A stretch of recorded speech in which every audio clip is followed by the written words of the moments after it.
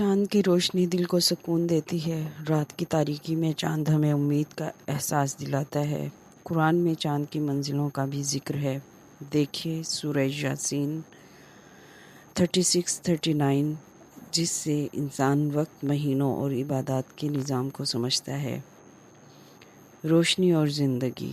اگر سورج کی روشنی زمین تک نہ پہنچے تو درخت غذا نہیں بنا سکیں گے، آکسیجن کی مقدار متاثر ہوگی، موسموں کا نظام بگڑ جائے گا، درجہ حرارت شدید کم ہو جائے گا، زندگی کا موجودہ نظام برقرار نہیں رہ سکے گا۔ یہ سب اس بات کی یاد دہانی کہ اللہ تعالیٰ نے کائنات کی ہر نظام ایک دوسرے سے مربوط بنایا ہے۔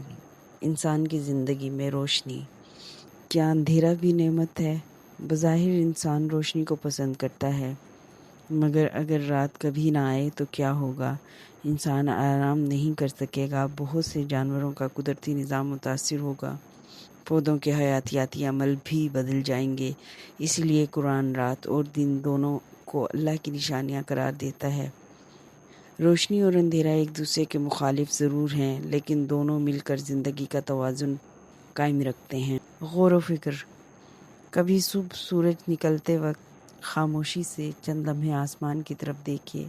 سوچیے اگر سورج صرف ایک دن طلوع نہ ہو تو، اگر ستارے ہمیشہ کے لیے بجھ جائیں تو، اگر رات اور دن کا نظام ختم ہو جائے تو، ہمیں احساس ہوگا کہ ہم اپنی زندگی کی کتنی نعمتوں کو معمولی سمجھ کر نظر انداز کر دیتے ہیں۔ اللہ تعالیٰ نے روشنی کو کائنات کے بنیادی نظام کا حصہ بنایا ہے۔ سورج، چاند اور ستارے سب اللہ کی قدرت کی نشانیاں ہیں۔ سائنس روشنی کے کام کرنے کے طریقے کو بیان کرتی ہے، جبکہ قرآن انسان کو اس کے خالق کی طرف متوجہ کرتا ہے۔ رات اور دن دونوں اللہ کی نعمتیں ہیں اور دونوں کا اپنا مقصد ہے۔ روشنی انسان کو صرف دیکھنے کی صلاحیت نہیں دیتی، بلکہ زندگی کے بے شمار نظام اس سے وابستہ ہیں۔ رات کا وقت تھا، صحرا میں ہر طرف خاموشی چھائی ہوئی تھی، نہ بجلی تھی، نہ مصنوعی روشنیاں، نہ اونچی عمارتیں۔ انسان جب آسمان کی طرف دیکھتا تو لاکھوں ستارے اس کی نگاہوں کے سامنے ہوتے۔ یہی وہ منظر تھا جسے دیکھ کر انسان اپنے رب کی قدرت کو محسوس کرتا تھا۔ قرآن مجید نے انہی ستاروں کو محض خوبصورتی کے لیے بیان نہیں کیا، بلکہ انہیں اللہ تعالیٰ کی عظیم نشانیوں میں شمار کیا۔ انہی صورتوں میں سے ایک ہے سورہ طارق، جو ایک چھوٹی مگر نہایت گہری صورت ہے۔ اس صورت کی ابتدا ایک قسم سے ہوتی ہے، قسم ہے آسمان کی اور رات کو آنے والے کی۔ سورہ طارق آیت 1 اور 2۔ قرآن میں جب اللہ تعالیٰ کسی چیز کی قسم کھاتے ہیں تو اس کا مقصد انسان کی توجہ ایک عظیم حقیقت کی طرف مبذول کرانا ہوتی ہے۔ سورہ نمبر 86، پارہ 30، رکوع 1، کل آیات 17، مکی صورت۔ جی ہاں، یہ صورت مکہ مکرمہ میں نازل ہوئی، اس دور میں جب مشرکین مکہ آخرت اور دوبارہ زندہ کیے جانے کا انکار کرتے تھے۔ صورت انسان کو اس کی تخلیق، اللہ کی قدرت اور قیامت کی یاد دلاتی ہے۔ لفظ طارق کا لفظی معنی عربی زبان میں لفظ طارق مادہ توئے رے قاف سے نکلا ہے۔ لغوی اعتبار سے اس کے معنی ہے رات کو آنے والا، دروازہ کھٹکھٹانے والا، اچانک آنے والا مسافر۔ قدیم عربوں میں چونکہ لوگ زیادہ تر رات کے وقت سفر کرتے تھے، اس لیے رات کو آنے والے مسافر کو طارق کہا جاتا تھا۔ قرآن نے طارق کی وضاحت خود کی۔ اللہ تعالیٰ فرماتے ہیں، اور تمہیں کیا معلوم کہ طارق کیا ہے؟ پھر فرمایا، وہ چمکتا ہوا ستارہ ہے۔ یہ قرآن کا اپنا بیان ہے کہ یہاں طارق سے مراد نجم الثاقب ہے۔ النجم کا مطلب عربی میں نجم کا مطلب ہے ستارہ۔ یہ لفظ قرآن میں مختلف مقامات پر آیا ہے، مثلاً سورہ نجم میں بھی۔ الثاقب کا مطلب لفظ ثاقب عربی مادہ سا قاف با سے نکلا ہے۔ لغت میں اس کے معنی ہیں چیرنے والا، سوراخ کرنے والا، نہایت روشن، تیز روشنی سے تاریکیوں کو کاٹ دینے والا۔ معتبر تفاسیر کیا کہتی ہیں؟ تفسیر ابن کثیر۔ امام ابن کثیر کے مطابق النجم الثاقب سے مراد ایسا روشن ستارہ ہے جس کی روشنی نمایاں اور چمکدار ہو۔ وہ اس آیت کو کسی خاص پھل کی جرم، تک محدود نہیں کرتے بلکہ قرآن کے الفاظ کے عمومی معنی بیان کرتے ہیں۔ تفسیر طبری۔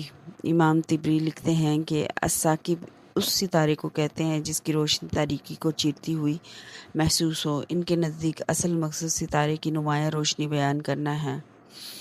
تفسیر قرطبی۔ امام قرطبی کے مطابق تاریک رات کو ظاہر ہونے والے ستارہ ہے اور ثاقب اس کی روشن اور نمایاں چمک کی صفت ہے۔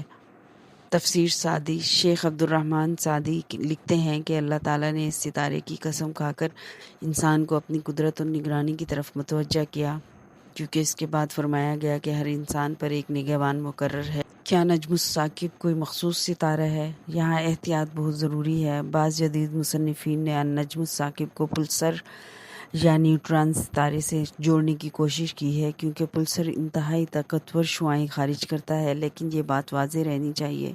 معتبر کلاسیکی تفاسیر میں النجم الثاقب کو کسی مخصوص فلکی جرم جیسے پلسر یا بلیک ہول کے طور پر متعین نہیں کیا گیا، اس لیے اسے ایک جدید سائنسی تطبیق کہا جاتا ہے، نہ کہ قرآن کا قطعی مفہوم۔ طلباء کے لیے سائنسی معلومات۔ ستارہ کیا ہوتا ہے؟ ستارہ گرم گیسوں زیادہ تر نائٹروجن اور ہیلیم کا ایک عظیم کرہ ہوتا ہے جو اپنے مرکز میں ہونے والی نیوکلیائی فیوژن کے ذریعے توانائی پیدا کرتا ہے۔ ہماری سورج بھی ایک ستارہ ہے۔ بہت سے لوگ سمجھتے ہیں کہ سورج ستاروں سے مختلف ہے، لیکن حقیقت یہ ہے کہ سورج بھی ایک عام درجے کا ستارہ ہے۔ فرق صرف یہ ہے کہ وہ زمین کے سب سے قریب واقع ستارہ ہے، اس لیے ہمیں بہت بڑا اور روشن نظر آتا ہے۔ ستارے کیوں ٹمٹماتے ہیں؟ ستارے حقیقت میں مسلسل آن اور آف نہیں ہوتے۔ زمین کی فضا میں موجود ہوا کے مختلف تہیں ان کی روشنی کا راستہ معمولی سا بدلتی رہتی ہیں، جس کی وجہ سے ہمیں وہ ٹمٹماتے ہوئے دکھائی دیتے ہیں۔ حیرت انگیز حقیقت۔ سورج کی روشنی کو زمین تک پہنچنے میں تقریباً 8 منٹ 20 سیکنڈ لگتے ہیں، لیکن بعض ستاروں کی روشنی کو ہم تک پہنچنے میں ہزاروں یا لاکھوں سال لگ سکتے ہیں۔ یعنی جب ہم رات کو کسی دور دراز ستارے کو دیکھتے ہیں تو ممکن ہے ہم اس کی ماضی کی روشنی دیکھ رہے ہوں۔ غور و فکر۔ جب آپ آج رات آسمان کی طرف دیکھیں اور ایک روشن ستارہ نظر آئے تو صرف اس کی چمک پر حیران نہ ہوں، یہ بھی سوچیں اسے کس نے پیدا کیا، اس کے لیے قوانین کس نے مقرر کیے، اس کی روشنی لاکھوں کروڑوں کلومیٹر کا سفر کیسے کرتی ہے، اور پھر بھی وہ سب ایک منظم نظام کے تحت کیوں چل رہا ہے۔ قرآن کا مقصد یہی ہے کہ انسان کائنات کو دیکھتے ہوئے اپنے رب کی عظمت کو پہچانے۔ اس حصے کا خلاصہ کچھ یوں ہو جاتا ہے کہ سورہ طارق ایک مکی سورت ہے۔ طارق کے لغوی معنی رات کو آنے والے کے ہیں۔ النجم الثاقب کا بنیادی مفہوم ایک نہایت روشن ستارہ ہے۔ معتبر مفسرین نے اسے کسی خاص فلکی جرم سے قطعی طور پر وابستہ نہیں کیا۔ جدید دور میں بعض لوگ اسے پلسر سے جوڑتے ہیں، لیکن یہ ایک سائنسی تطبیق ہے۔ قرآن کی متفق علیہ تفسیر نہیں۔ ستاروں کا مطالعہ انسان کو اللہ تعالیٰ کی قدرت، حکمت اور عظمت پر غور کرنے کی دعوت دیتا ہے۔